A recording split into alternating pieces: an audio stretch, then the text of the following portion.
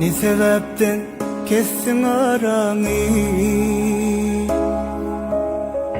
ne sebepten tozdun vadanı. Yüreğime de düşen bil ki Söyümsün biter seni, ben ne deyin söyleyen seni.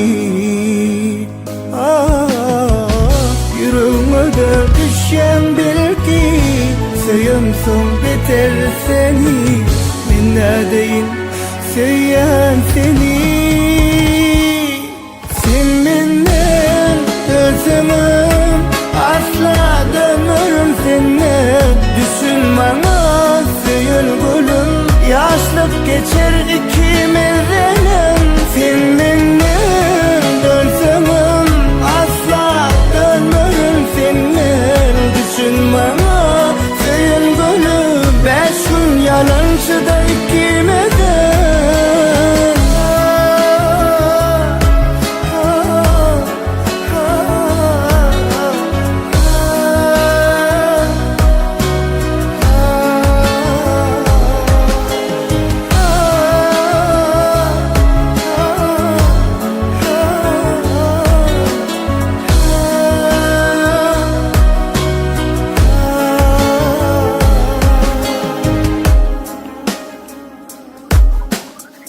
Neredesin ömrümün gülü, solup arayan yaktın içimi. Taşlanan şehirdeyim, doğmayacak yali seherlerim. Durmuşumu övürdüm renksize.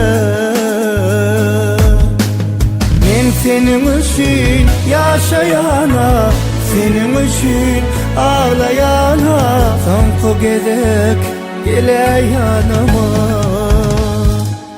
Sen benim gözümüm, asla dönürüm seni.